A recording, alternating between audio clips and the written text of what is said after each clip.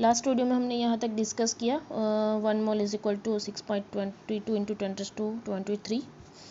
Besides being related to a number, a mole has one more advantage over a dozen or a gross। इसका advantage ज़्यादा है। क्यों है? This advantage is that mass of one mole का जो मास होता है, mass of one mole of a particular substance is also fixed.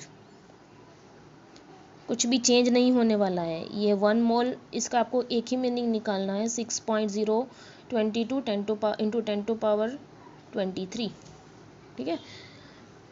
The mass of 1 mole of a substance is equal to its relative atomic or molecular mass in gram। देखो बराबर समझना, ये बहुत important है।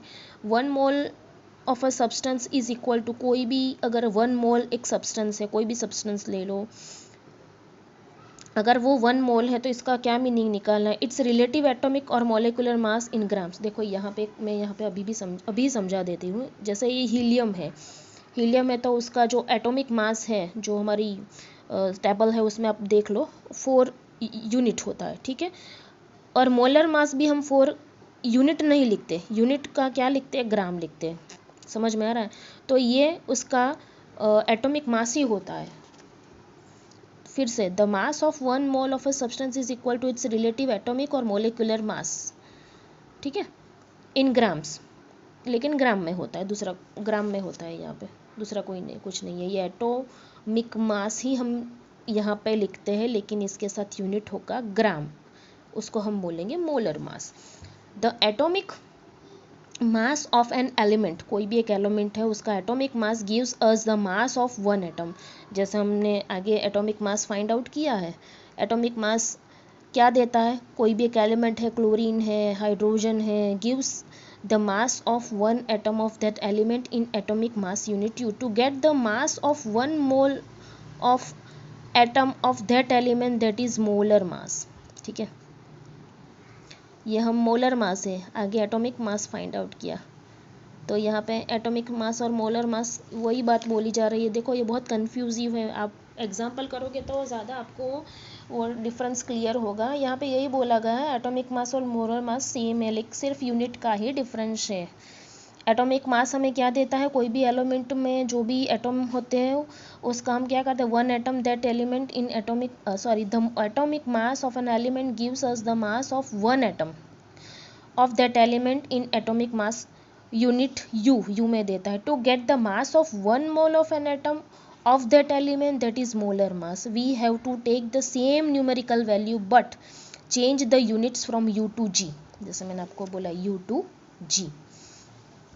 Molar mass of atoms is also known as gram atomic mass. जो देखो कहीं पे ग्राम एटॉमिक मास बोला पूछा गया होगा, कहीं पे मोलर मास, तो कंफ्यूज्ड मत होना। Molar mass of atom is also known as atomic gram atomic mass. Molar mass और ग्राम एटॉमिक मास दोनों सेम ही है। For example, atomic mass of hydrogen, hydrogen का एटॉमिक मास हम क्या लिखते हैं? 1 unit. So gram atomic mass, gram atomic mass की जगह आप क्या यूज़ कर सकते हो? मोलर मास भी यूज़ कर सकते हो।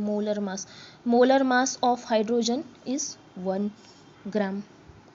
ये 1 यूनिट, ये 1 ग्राम। ठीक है, तो कन्फ्यूजन आई थिंक आपको होगा, लेकिन वो क्लियर हो जाएगा, don't worry. 1 unit hydrogen has only 1 atom, इसका क्या मीनिंग हो रहा है? 1 unit hydrogen only have 1 atom of hydrogen. 1 gram hydrogen has 1 mole atoms. अगर ये ग्राम है, ग्राम का क्या मीनिंग निकालना है? उसके पास 1 मोल एटम्स हो गए, that is 6.022 into 10⁻23 atoms of hydrogen. Similarly अगर ये ऑक्सीजन है, ऑक्सीजन का एटॉमिक मास क्या होता है? 16 यूनिट होता है। ठीक है, तो अगर एटॉमिक मास लिखना है तो हम लिखेंगे 16 यूनिट, और यहाँ पे अगर मोलर मास ऑफ ऑक्सीजन लिखना है तो 16 ग्राम लिखेंगे। इसका क्या मीनिंग निकालना है? इसमें कितना होता है? 6.022 इंटू 10⁻23 एटम्स हो गए 1 मोल एटम में। 16 ग्राम ऑक्सीजन हैज़, क्या मीनिंग निकालना है? 16 unit oxygen has only 1 atom, लेकिन 16 ग्राम अगर बोला जाए has 1 mole atoms, that is 6.022 into 10 to power 23 atoms of oxygen. To find the grams molecular mass of molar mass, आपको सब कुछ आएगा, मैं आपको सभी फॉर्मूला लिख के देने वाली हूँ.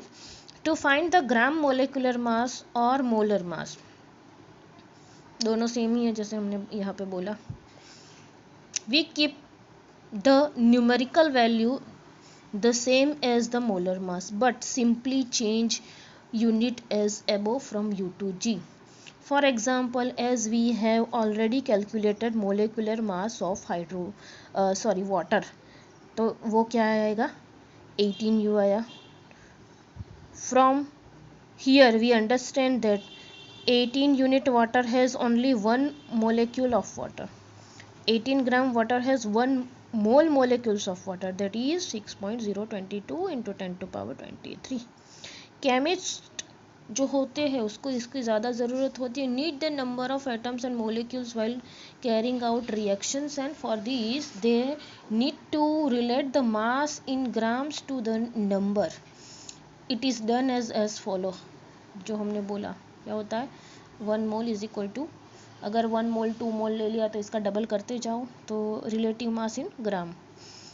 दस a mole is a chemist counting unit. ये केमिस्ट के काउंटिंग का यूनिट है.